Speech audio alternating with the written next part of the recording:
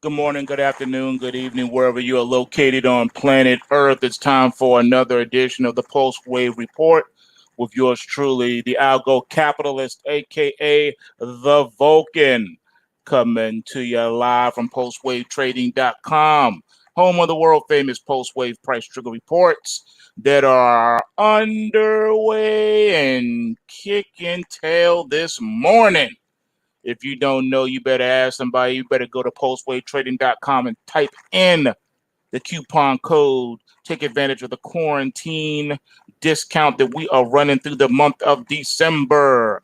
After Christmas, it's gone for good. This is your once in a lifetime opportunity to take advantage of the Pro Premium subscription for $99, only $99. You'll be able to take advantage of futures, forex, stocks, crypto, you name it. And right now, we are taking over the game. Post-wave price trigger reports are taking over the game. Bitcoin futures composite index up 2,415 this morning, ladies and gentlemen. You heard it right. Up $2,410 this morning. Trading at 23,375 as we speak. If you missed last night's Post Wave report, then you don't know. If you've missed my past two extensive end of day video reports covering the short term, intermediate, and long term aspects of the Bitcoin, then you need to go to our YouTube channel, Post Wave Trading, and you need to pull up those two videos and see what's up. The market is doing exactly as I told you it would do. Is putting itself right there in the game to start building that support between the 22,000 and 20,000 threshold. You can't make this stuff up, people. That's the power of the pulse waves, man. Those rally and crash alerts tell you what's good. They tell you what's about to go down before it happens, so you can position yourself in these markets. That's what we do. That's what we do. So right now we're taking over the game. Pulse waves are on and cracking, and Bitcoin and Ethereum popping. You name your security, Pulse waves is popping. If you doubt it, go look at any of our end of day reports, and you'll see as we cover multiple charts and multiple markets, telling you what you can expect and what's going down. So as we are speaking right now, the market is open, and we have a reversal happening in quite a few markets. Gold and silver deciding that they want to move higher. Now you had that rally alert in silver 2 days ago. I posted it here on YouTube. I told you we had a rally alert. Well, the market is keep on giving. It's moving higher right now as we speak. All right, so this is just how things get down, man. Silver's up $1.16 at $26.21 an ounce. Gold is at $1,898.50 an ounce, up $39.40 on the day per ounce. Yeah, man, that's right. What about your Bitcoin ETFs? Well, GBTC is up $4.67 on the morning, trading at $30.40. Make that $30.50 an ounce. The Ethereum ETF is up $28.31 at $203.70 per share. What about MGTI? MGTI is on fire. It's up 11 cents right now. That's right. It's crossing that 6 cents threshold right now as we speak. How about the Hive blockchain? The HVBTF, it's up 52 cents at $2.35 a share. What about Mara, M-A-R-A? It's up $1.30 on the day at $9.53. What about Riot blockchain? Well, it's up 74 cents at $11.50 per share. You can't make this stuff up, folks. This is what we do. This is how we get it in each and every day. All you got to do is log into your dashboard, take a look at what's on and popping. It's so simple. Even a caveman could do it. All you have to do is log into your dashboard. You're just looking for those triple sevens, just like you would in a casino if you was playing the slot machines. You're just looking for triple sevens, man. Doesn't matter if it's a positive or negative triple seven. You just look for triple sevens. You see a triple seven, you follow what the report says, and wait for the market to do what it's going to do. That's it. That's all it is. If you miss the boat, if you miss the train because it's pulled from the station, you can always jump on, but just understand that if you try to get on after it's left the station, you're not going to benefit as much as if you took it when you got your 777 alerts, those rally and crash alerts. That's how the system is designed, ladies and gentlemen. It's not that hard. All you gotta do is place the tickets, man, and let the market do the rest. But unfortunately, not everything in life can be as so simple. Initial jobless claims surged to the highest in almost 4 months, ladies and gentlemen. After rising for 3 of the last 4 weeks, with a big surge in the previous week as lockdowns reaccelerate across America, analysts expected initial jobless claims to slow modestly this week, but instead claims soared from an upwardly revised 862,000 to 885,000, the highest number of Americans seeking first-time unemployment benefits since September. Illinois and California saw the biggest surge in jobless claims, as Texas and Georgia improved the most overall. Continuing claims fell to its lowest since March at 5.508 million, but the pandemic emergency claims remain high and are due to drop off imminently. These numbers are about to get dramatically worse as the widespread lockdowns imposed on Americans this holiday season begin to really bite. Yeah, man, what are you gonna do? All right, it's on and popping. Lockdown 2.0. I told you that was coming. I told you that was coming. They was already planning to do it before it even became necessary to do it. And did you know that while they were doing this, they've been on this censorship thing, hard body karate.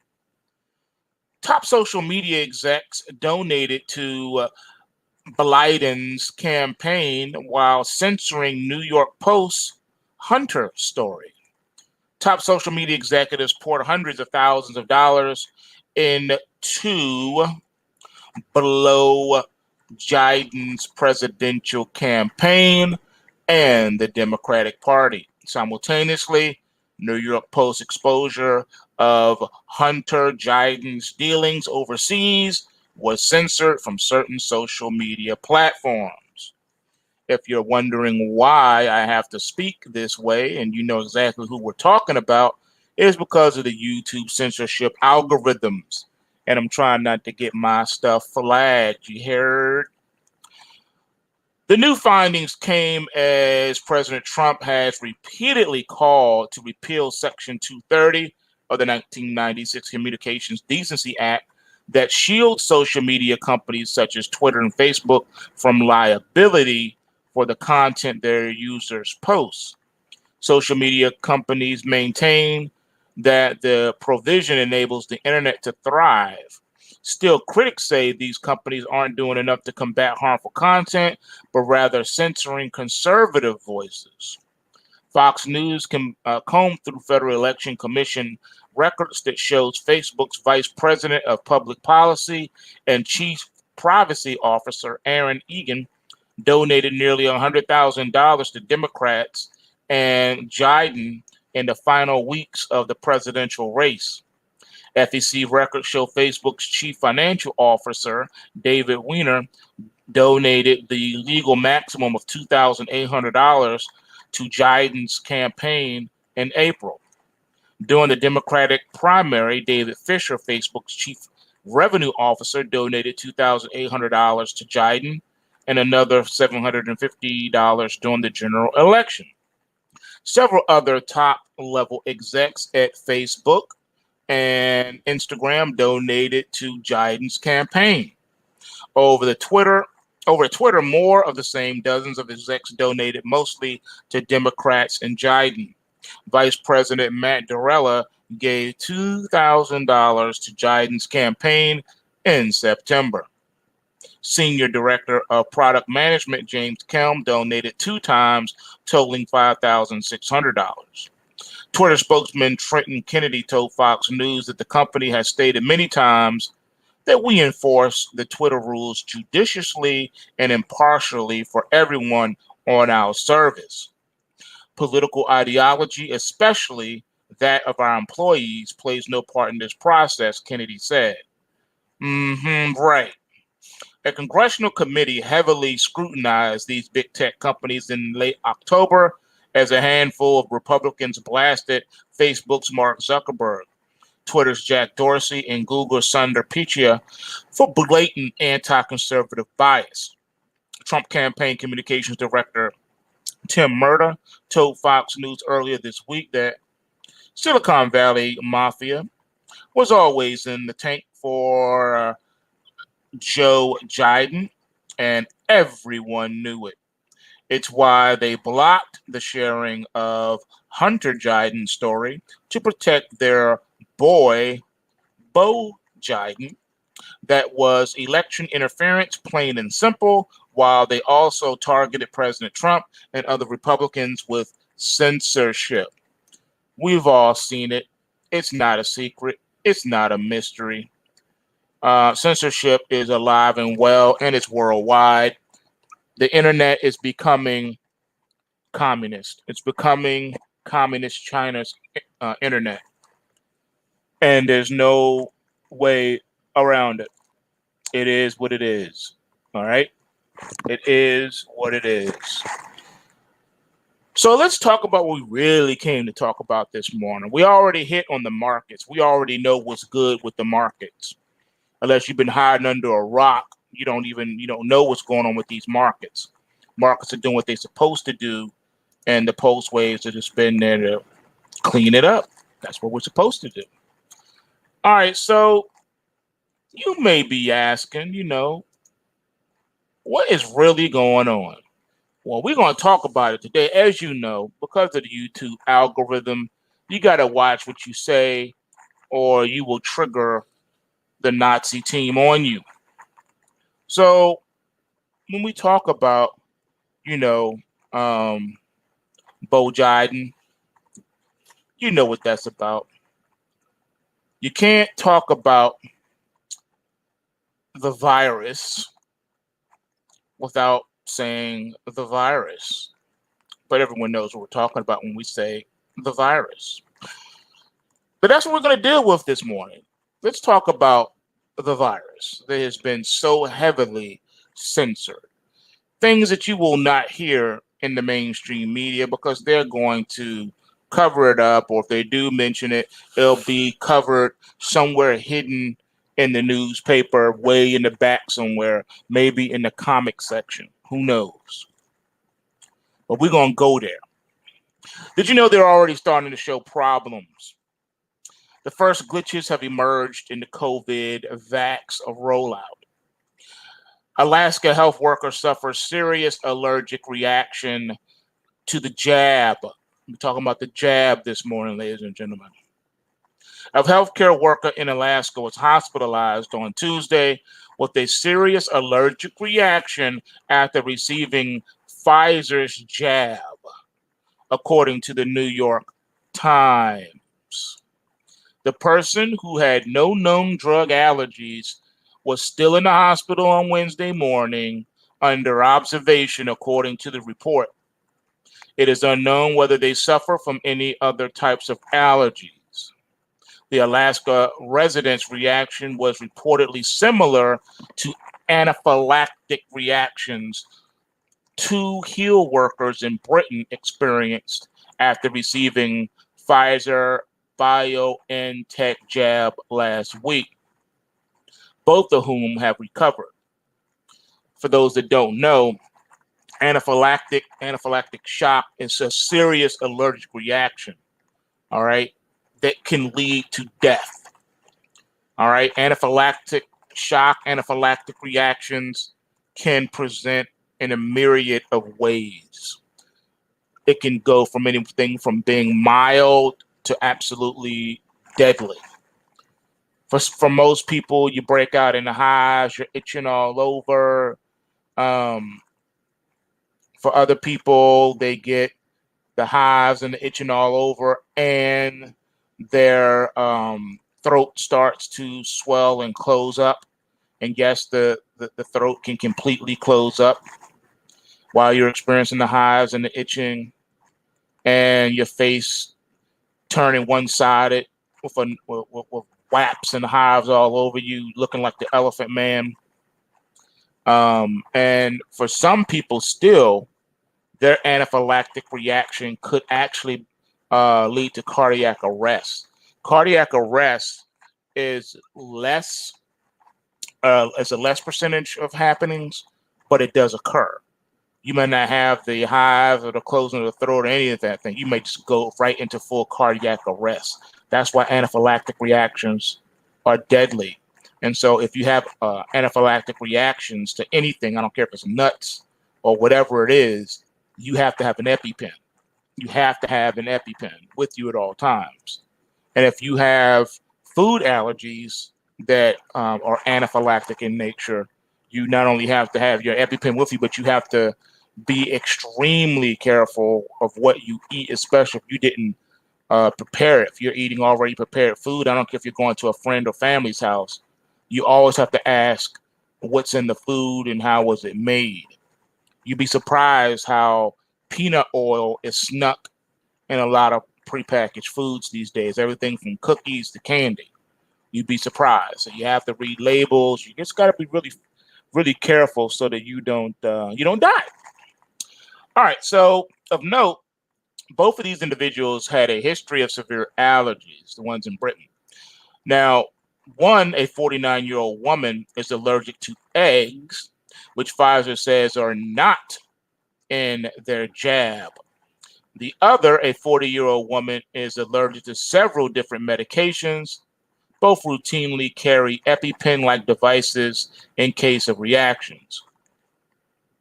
After the workers in Britain fell ill, authorities there initially warned against giving the jab to anyone with a history of severe allergic reactions. They later clarified their concerns, changing the wording from severe allergic reactions to specify that the jab should not be given to anyone who has ever had an anaphylactic reaction to a food, medicine, or jab. The type of reaction to a jab is very rare, they said, according to your New York Times. No serious adverse effects were reported during Pfizer's U.S. trial involving over 40,000 participants, aside from aches, fevers, and other minor side effects. So they say. As Bloomberg notes, however, the first hiccups in the distribution of Pfizer's jab are just beginning, including a holdup on the delivery of 3,900 jabs to two states, and the announcement that roughly 900,000 fewer jabs would be delivered next week than were shipped this week. 4 delivery trays of the Pfizer BioNTech SE jab were pulled back from delivery to California and Alabama this week and sent back to the company because they were colder than anticipated, according to Gustav Perna, the Army general who serves as Operation Warp Speed's chief operations officer. Now, each of the trays likely can be used to vaccinate 975 people. Pfizer said its formula needs to be stored at least 70 degrees below 0 Celsius. Good grief. The equivalent of negative 94 degrees below 0 Fahrenheit. These trays were found to be much colder, according to Perna, according to Bloomberg. We were taking no chances, said Perna during a Wednesday news briefing. The Pfizer jabs are shipped in temperature-controlled containers developed by company engineers, each of which are equipped with GPS tracking for continuous real-time location and temperature monitoring, per the company. Meanwhile, roughly 2 million jabs of the Pfizer jab will ship next week in the U.S., which is 900,000 less than the 2.9 million doses available this week. Health and Human Services Secretary Alex Azar acknowledged the production hiccup, saying, as you know, they ended up coming short by half of what they thought they'd be able to produce and what they announced they would be able to produce in 2020. They're right now producing at a maximum capacity to deliver on the 100 million. That is the first tranche of the contract with us, and we're providing manufacturing support, Azar added. And on Tuesday, Florida Governor Ron DeSantis said that shipments of hundreds of thousands of jabs were held up due to a production issue with Pfizer. The company pushed back, with spokeswoman Amy Rose saying that the company has not had any production issues with the jab, and no shipments containing the jab are on hold or delayed, adding, we are continuing to dispatch our orders to the location specified by the U.S. government. I know what you're thinking. I know what you are thinking. Poppycock. It's all a bunch of poppycock. Well, I'm kind of in agreement with you. Let's go deeper. Ladies and gentlemen, it is time to put on your big boy and big girl pants, because it's time to go in. We need to get deep, deep, deep, deep. All right, let's do it. Now, we're going to be breaking down the jab data and this whole situation, how the scamdemic is nothing but lies and doctored statistics. I hope you're sitting down. I hope you had your cup of coffee, because we're going to have to deal with this. And I see your comments in the live. Go ahead and smash that like button. And you're right. Why does it need to be stored below freezing? Not just below freezing, but almost 100 degrees below freezing. What's up with that? Although people have tragically died from the disease, the way the disease death data is recorded in many countries around the world has produced and continues to produce an inflated death toll. This inflated death toll has then been and continues to be used by fascist-style bureaucracies in conjunction with scientific priesthoods to terrify the general public into obedience. And as you heard me say before, I believe that one of the reasons why the House of Cards was targeted by the Me Too movement was to have them get that program up out of here, because they were giving away too many secrets.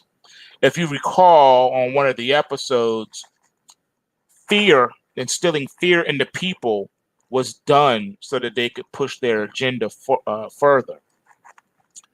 So we're gonna get into this. First and foremost, everyone knows that correlation does not equal causation. What do we mean? Well, one of the most basic laws of statistics is that correlation does not equal causation. Although this may sound complicated, it's not. It simply means that just because there is a correlation between two variables, or to put it this way, a close relationship between two things in the world, this does not mean that one thing is causing the other thing to happen. A third factor may be causing the correlation that is observed, for instance. As an example, there's usually a correlation in many countries between cold weather and people buying more goods in shops or online. But this increase is in buying is not caused by cold weather. Instead, it is caused by the Christmas period when people spend more money, or it just happens to be the case that the weather is usually cold in December in many parts of the world that celebrate Christmas. So even though there is a correlation between cold weather and increased buying patterns, cold weather does not cause increased buying patterns, but the Christmas period causes people to buy more goods. You get it? You tracking with me? All right. Furthermore, the correlation that is observed between two things in the world may just be a product of random chance. This has led people to point to some funny correlations, such as the fact that there was a correlation between margarine consumption and divorce rates in Maine between 2000 and 2009. There is also a correlation between per capita cheese consumption and the number of people who die by becoming tangled in their bed sheets, or the number of people who drowned by falling into a pool and films Nicolas Cage appeared in it. There's a whole bunch of just weird stuff, right? But it doesn't mean anything. Once again, correlation does not equal causation. Well, what about the inflated death data? What about that?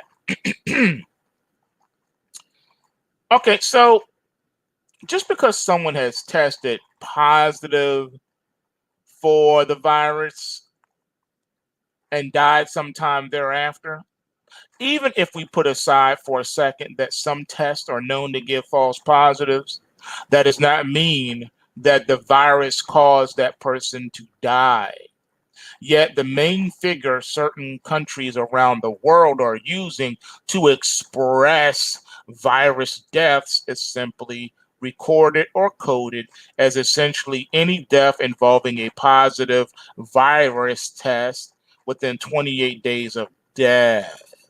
So to be put more bluntly, if you test positive for the virus and then you're not watching where you're walking and you try to cross the street and get hit by a bus, they're going to say you died.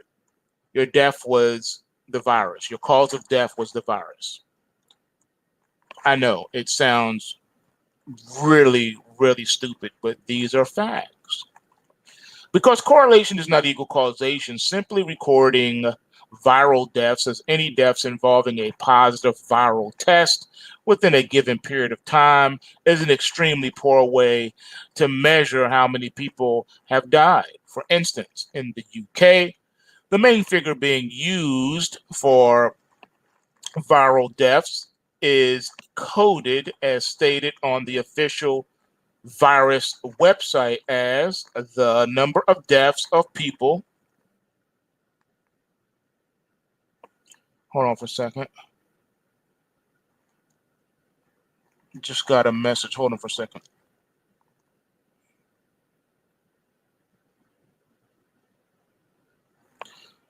Whoa. Okay. All right.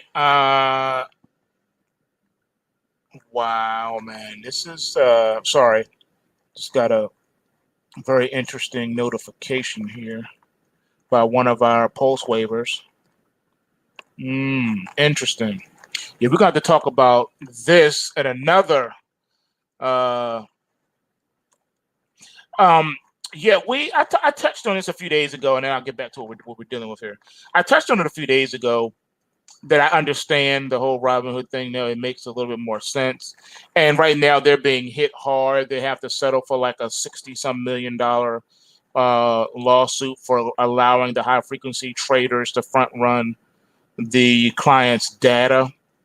To me, what is really happening is they're being hit, they're being squeezed, they're being shook down. They're saying, if you want to play in our sandbox, you're going to have to pay a tax. And so they're being hit. So to you, it looks like they're being punished for doing something wrong. They haven't done anything wrong. All right. The big brokers, they sell the data. How do you think that the high frequency trading firms have servers located at the exchanges? Yeah. They have direct line, literally a direct line, all right, a cable running from their building to the exchange so they can do the high frequency trading. Servers located at the exchanges. And yes, they get the front run. And yes, you can buy access to stuff. And yes, that information is there. So when the big boys do it, oh, it's okay. When Robinhood does it, oh, how dare you try to play in our sandbox? Boom, give us $65 million. See how messed up that is? It's their way of keeping the small guy out. They're saying there will never be a big vanilla wire firm on Wall Street. We're not going to allow it. We're not allowing anyone else to come in and play in our sandbox. Stay in your lane, stay in your place, Robinhood trading. You're not allowed to do what we do. You do what we say. You can't do what we do. I'll have to touch on more of that later. Okay, so back to this inflated data. So the number of deaths of people who had a positive viral test and died within 28 days of the first positive test, they're being labeled as dying from the disease.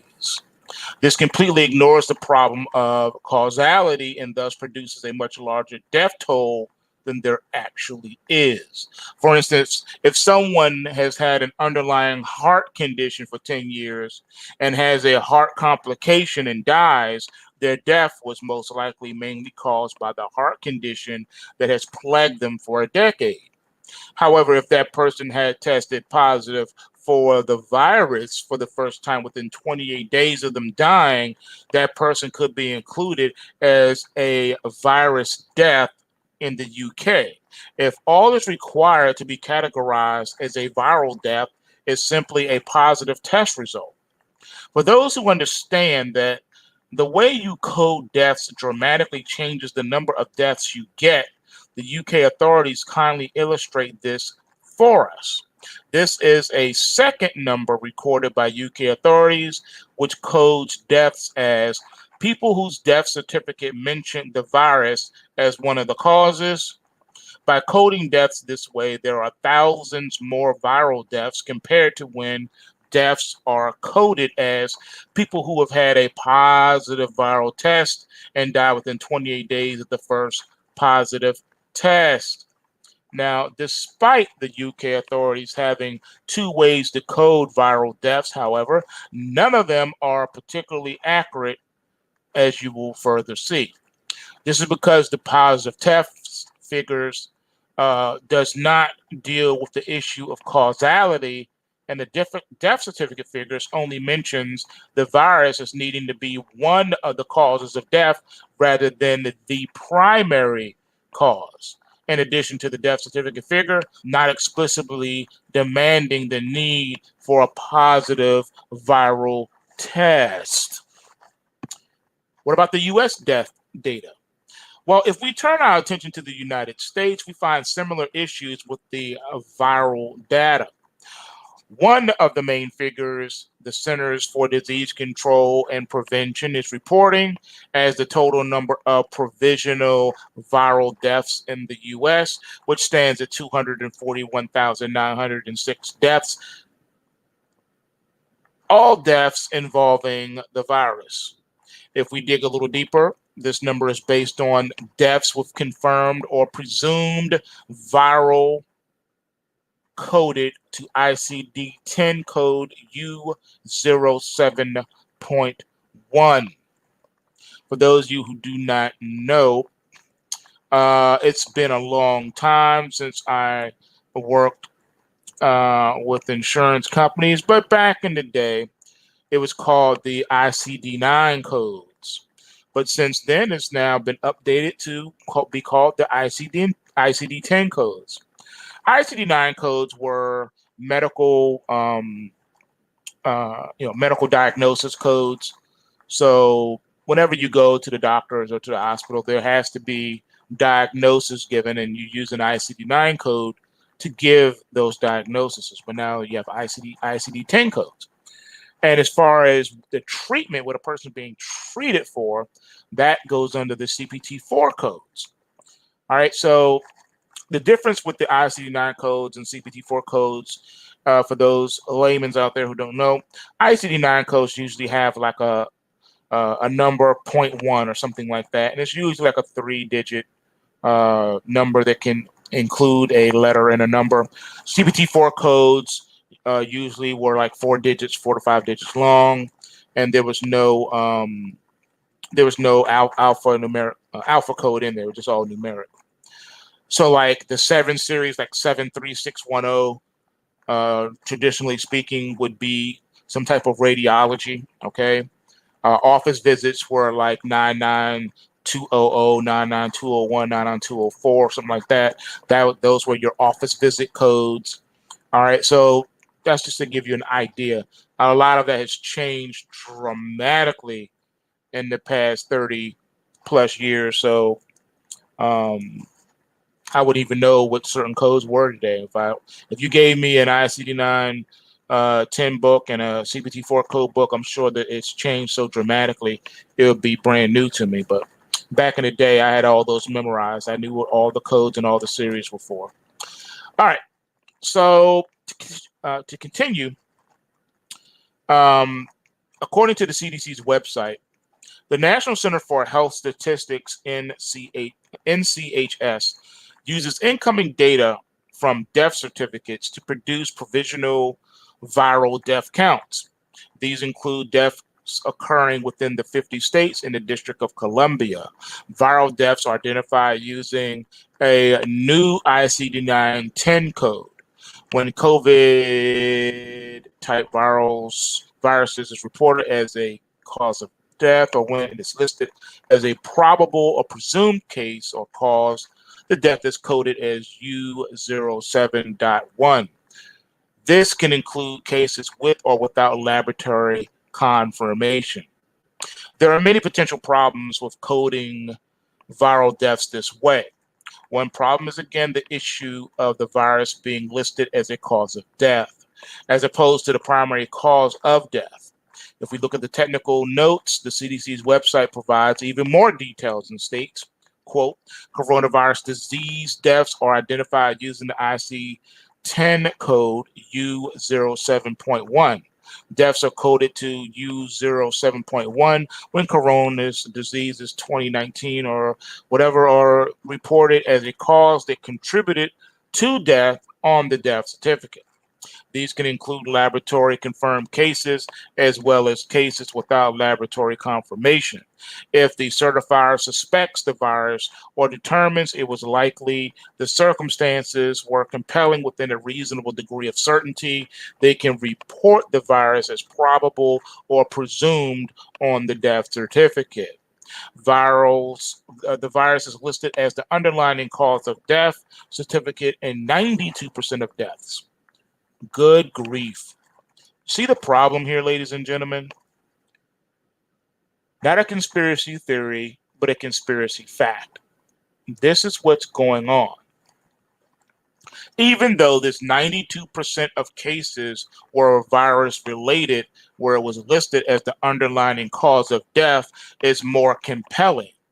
8% of 241,906 is still a relatively large number over 19,300 deaths. Furthermore, if we dig deeper still to understand how robust this data is, we find out from an April report by the NCHS titled Guidance for Certifying Deaths Due to the Disease 2019, which is still linked on the CDC's website, where it provides details on its data that is acceptable to report viral deaths on death certificate without the need for the patient to test positive for the virus.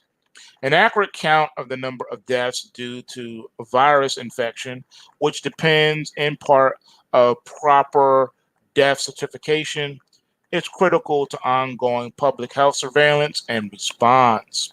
When a death is due to the virus, it is likely the UCOD, and thus it should be reported on the lowest line used in Part 1 of the death certificate.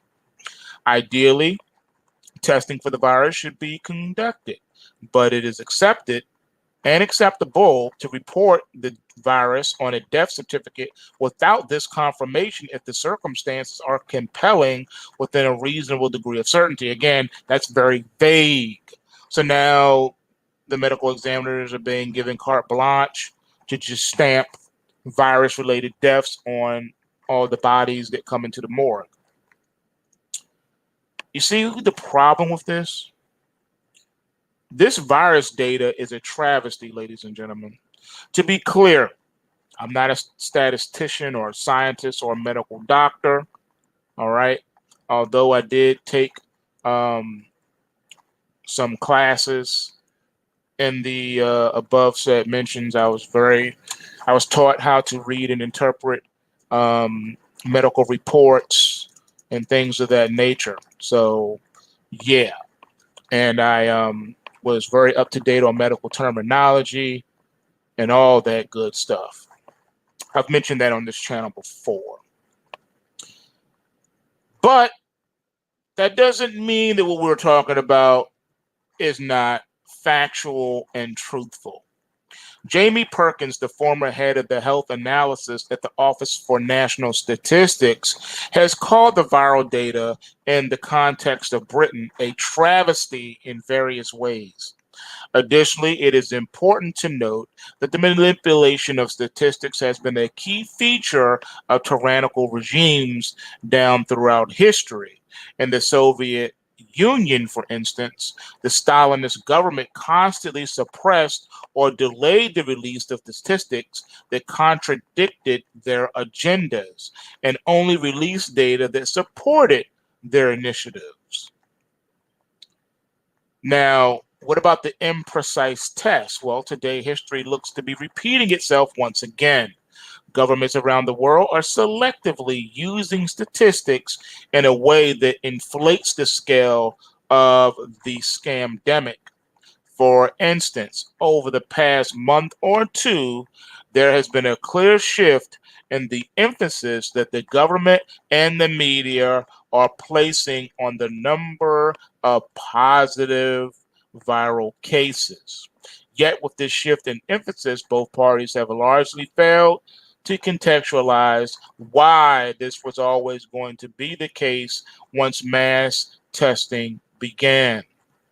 It doesn't take a rocket scientist to work out that even if the viral tests being used are 100% accurate, the more tests you conduct, the more positive cases you're going to find.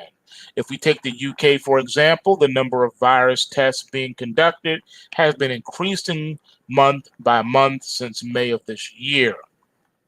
Again, doesn't take a rocket scientist to see this, ladies and gentlemen. On the 1st of May, for instance, just under 1 million viral tests had been conducted in the UK. On the 1st of December, over 40 million virus tests had been conducted. In November alone, approximately 9 million virus tests were conducted in the UK. Therefore, it is no surprise that there were more positive cases in November than there were in May. The number of positive cases only becomes even 1% relevant if there has been a consistent number of tests being conducted over many months, as this gives officials a base to compare to.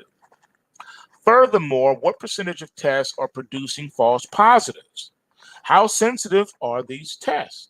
What is the margin of error in these cases, as some tests are reportedly picking up fragments of dead viruses from infections months ago that are no longer a potential issue? There are questions over the validity the polymerase chain reaction or PCR test, for instance, which is a popular test used. Kerry Mullis, the inventor of the PCR test, has said that quantitative PCR is an oxymoron, as John Larsonson, who quoted Mullis in a 1996 article on the use of PCR tests for HIV patients, wrote, quote, PCR is intended to identify substances qualitatively, but by its very nature is unsuited for estimating numbers. Although there is a common misimpression that the viral load tests actually count the number of viruses in the blood, these tests cannot detect free infectious viruses at all, at all, at all. They can only detect proteins that are believed in some cases wrongly to be unique to HIV. The test can detect genetic sequences of viruses, but not viruses themselves, end quote.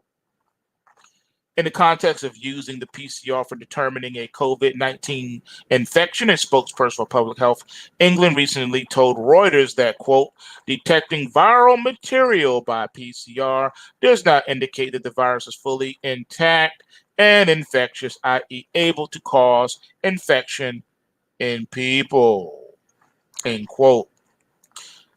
Thus, it is important to ask whether many of these positive viral tests are merely from some tests picking up fragments of dead viruses that no longer pose a risk of infection.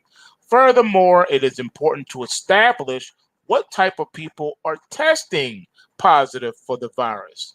In most cases, it is completely irrelevant if a young, healthy person who is not obese and who does not have any underlying health conditions test positive for the virus. This is because statistically, as understood, is that someone who is not a medical doctor, it is extremely unlikely that a young, healthy person will have a bad reaction to the virus, as they may not even know they were ever infected.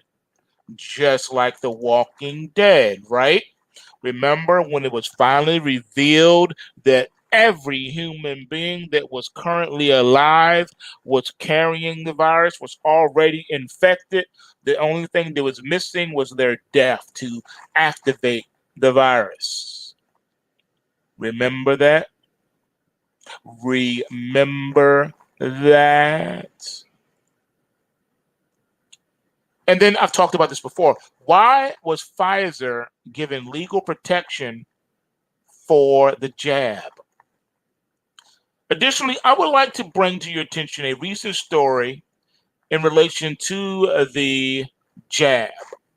A report in the independent newspaper states that the UK government has given Pfizer legal indemnity for its jab rollout, which protects the pharmaceutical giant from being sued by people who experience any potential issues with the new jab.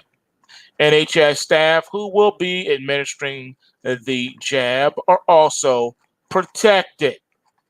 Furthermore, it was reported that the Department of Health and Social Care has confirmed that the government would add the new viral jab to the list of jabs covered by the Jab Damages Payments Act. As the independent notes, this gives a one-off £120,000 payment to people who are permanently disabled or injured as a result of a listed jab. Needless to say, this is a worrying sign if you just stop and think about it for one moment.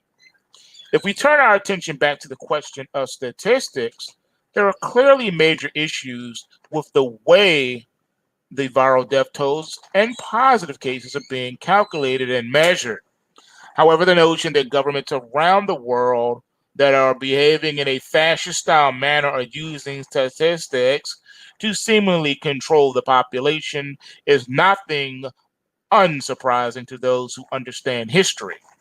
As George Orwell wrote in his book 1984, where he used historical truths and his own insights to predict how a global dictatorial regime of the future would operate.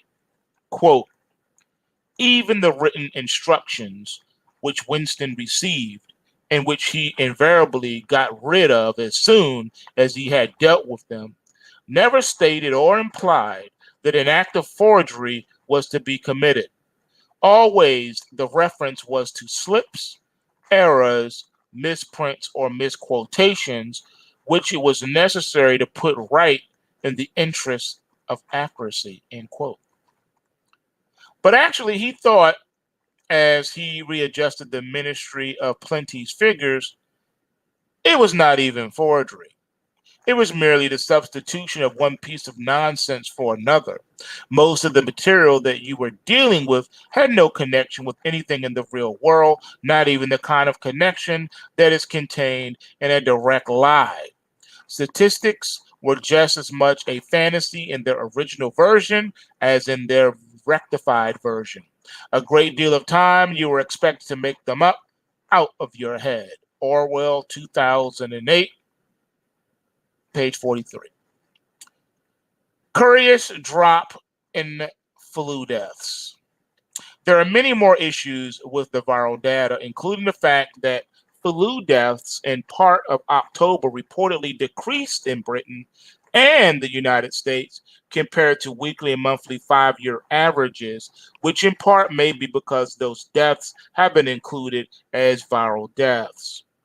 In the interest of time, however, the main point to emphasize here is simply that there are lies, de-lies, and then there's statistics.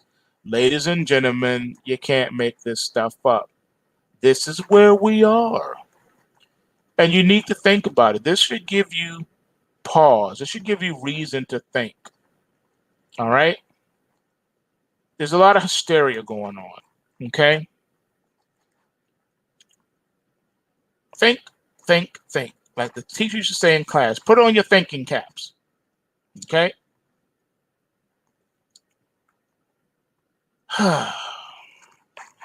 Today we talked about things that you won't even see in the mainstream media. Even though the data that we discussed today is right there available in the FDA's research. The virus has clearly been the most heavily researched topic of 2020. Google Scholar shows roughly 90,000 scientific studies and academic papers on SARS-CoV-2 and COVID-19 that were published this year, which is a great testament to how quickly researchers can mobilize on a topic. Many of these studies, however, were limited in nature. They were small scale, involving only a handful of test subjects, or they relied upon data from numerous disparate sources, which introduced a lack of uniformity into the experiment. But late last week, the FDA published its analysis of the Pfizer-BioNTech viral jab trial results called BNT162b2. And the results are extremely valuable. For one, the study was very large, involving tens of thousands of people. For two, the participants came from all walks of life and highly diverse genetic compositions. And third, the rules and protocols were completely uniform across the entire experiment. This is quite rare. Of the nearly 90,000 viral studies this year, very few meet these criterion. Perhaps more importantly, there was no funny arithmetic involved, like how the government and media tend to count anyone who sets foot in a hospital or mortuary as viral related. It's no surprise that the vaccine results are very promising. Only 8 people out of 20,033 people who received 2 full doses of the jab ended up testing positive for the virus. And perhaps even better, 0 out of the 805 subjects over the age 75 who received the jab tested positive for the virus. So Pfizer has clearly done something extraordinary here. But as the New England Journal of Medicine wrote last week, Important questions, of course, remain. There were numerous adverse reactions to the jab, and the journal rightly wonders whether unexpected safety issues will arise when the number of jabbed individuals grows to millions and possibly billions. Will side effects emerge with longer follow up? How will the jab remain effective? These are among the big questions that remain yet unanswered. But the FDA felt that the benefits of Pfizer's jab outweighs potential risk, so they approved on. They approved an emergency use authorization for BNT 162B2. And that's great. Pfizer's vaccine is now available to anyone who wants one. Imagine if everything in government could move so briskly. This is what leads one to think about the number 3, because in addition to the people who received the jab, another roughly 20,000 people received a placebo. How many of them do you think ended up testing positive for the virus during the same evaluation period? 5,500? Well, out of 20,000 people who did not receive the jab, 162 of them expressed symptoms of acute respiratory illness and tested positive for the virus during the evaluation period. And out of those 162 in the placebo group who tested positive for the virus, 3 of them had severe virus, and only 1 of them was hospitalized. The study also clearly defines severe virus by a quantitative measurement of oxygen saturation, so there was no subjectivity involved. So, from the roughly 20,000 participants who did not receive the jab, 162 or 0.8% tested positive for the virus during the evaluation period, and 3, which is 1.9% of the positive tests, had severe virus, according to page 30 of their report. Remember, this was a big test. Tens of thousands of people from all walks of life under uniform research conditions. So this is pretty pristine data. Yet the numbers show that 98% of the people who tested positive for the virus during the evaluation period had a mild case. It's astonishing that they still want to shut down the economy given this data. Now, I'm not dismissing the virus. A lot of people have suffered from it, and a lot of people have died. But it's absurd that the virus has become a sacred, hallowed, untouchable topic that outweighs every other priority in our society. The virus is more important than any other medical condition. It's more important than freedom. It's more important than our value system. It's more important than basic human decency and the ability to engage civility with one another. Politicians and public health emperors don't want a single person to die of the virus, but they don't give you know what about suicide. They don't care about drug abuse. They don't care about alcoholism. They don't care about domestic violence and every other disease that's going untreated right now because of the virus hysteria. They'll happily arrest people who dare to open their businesses. They'll pepper spray anyone who, even if sitting by themselves, take off their masks. They'll censor and cancel you for expressing a view that doesn't conform to the fear narrative. They'll shame and ridicule you if you have any concerns about the jab. And they want us all afraid and locked up against our will. Human beings aren't meant to live like this. Yet now we can see the data for ourselves. 1.9% of people who tested positive for the virus had a severe case. And if you include people who had asymptomatic viral and didn't even realize they were sick, the percentage of severe cases is even lower according to their own data. Certainly, there will be people who reject this data, but you can't have it both ways. You can't dismiss the viral severity rate while claiming that the jab is safe. Both results come from the same research and the same research conditions. So they're either both true or neither is true. Yet, all we hear about now is gloom and despair. Bo Jiden talks about the dark winter ahead and waffles about a national lockdown.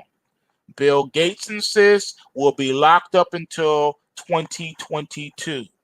And Fauci says even if we take a jab, we'll still have to wear masks, social distance, and avoid other people. But maybe they ought to listen to the scientists and have a look at their own data for a change before abusing the Constitution and playing God with people's lives. The corrupt establishment will do anything to suppress information like this. And we're sick and tired of it, ladies and gentlemen. This is crazy.